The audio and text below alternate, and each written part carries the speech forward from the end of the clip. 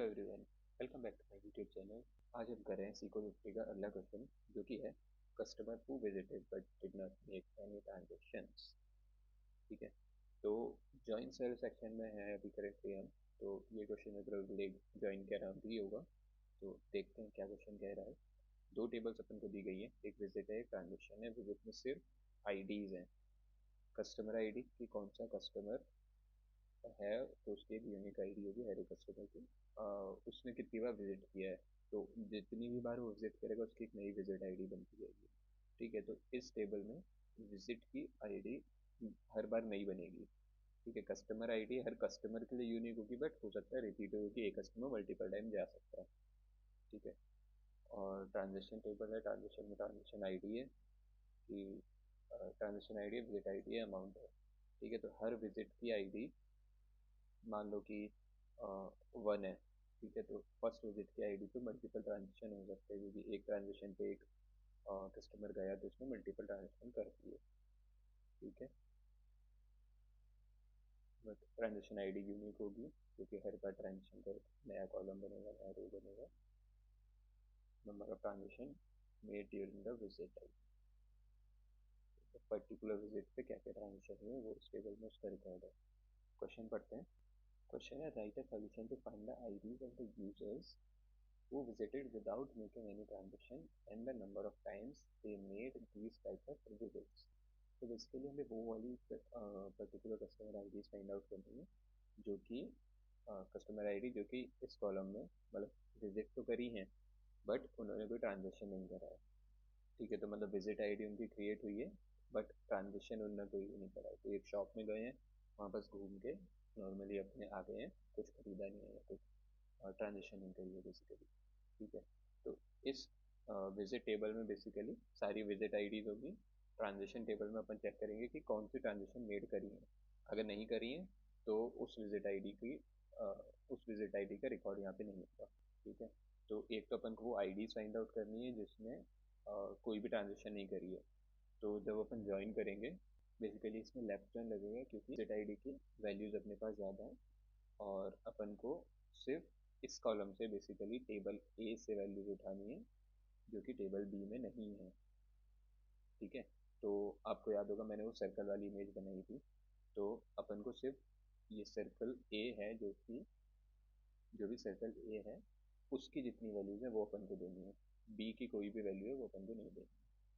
ठीक है, क्योंकि बी में कोई भी ट्रांजेक्शन अपना मतलब ट्रांजेक्शन होता तो अपन को दिखाना होता, बट अपन को दिखाना है कि did not make any transaction.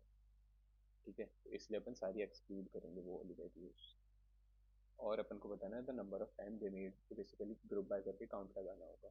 किस पे करना है वो तो अपन एग्जांपल से समझ जाएंगे।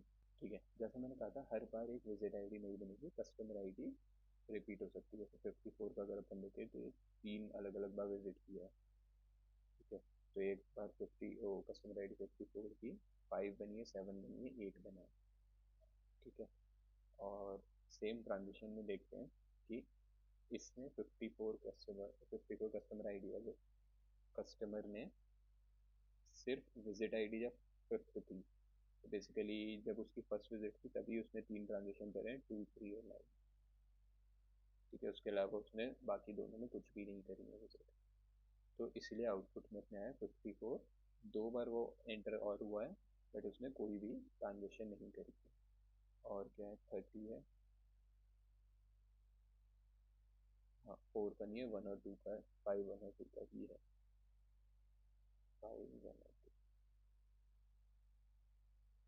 ठीक है, तो एक 30 हो गई, तो एक 96 हो गई, क्योंकि इन दोनों की तो अपनी ट्रांजेक्शन रिकॉर्डेड है, और 54 वाले के अपन ने कंसिडर करके है।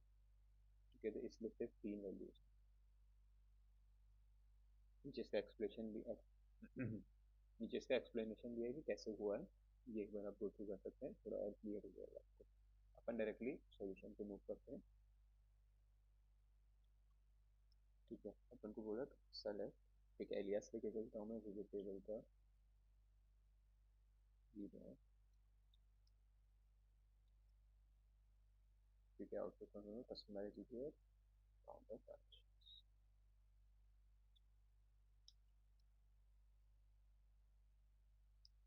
यहाँ स्टार भी कर सकते हैं या फिर कोई पर्टिकुलर कॉलम ले लेंगे।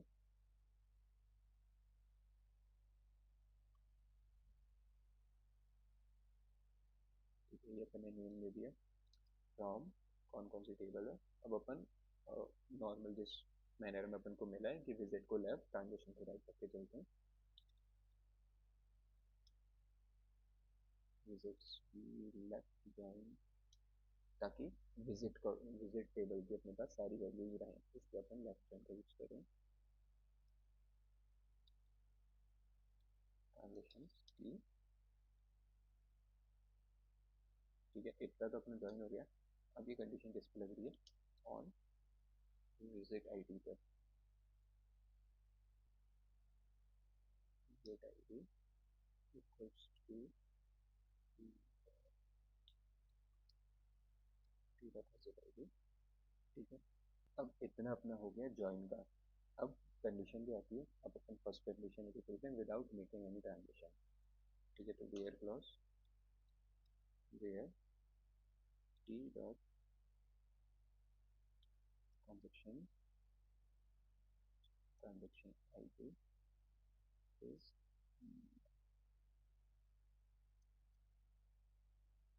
ठीक है।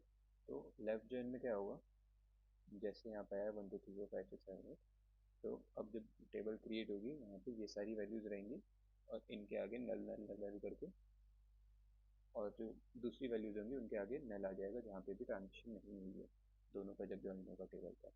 ठीक है, तो डायरेक्टली अपन फिल्टर आउट कर लेते हैं इज नल वाले से।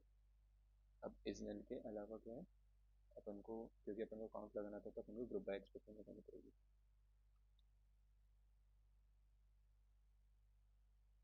Group by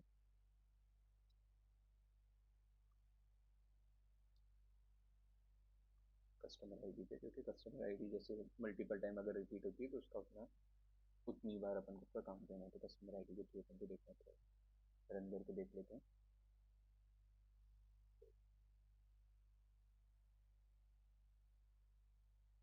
accepted.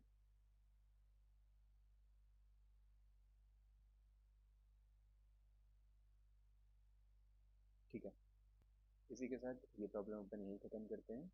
मिलते हैं नेक्स्ट वीडियो में नेक्स्ट क्वेश्चन के साथ, तब तक के लिए keep learning keep coding. Bye bye.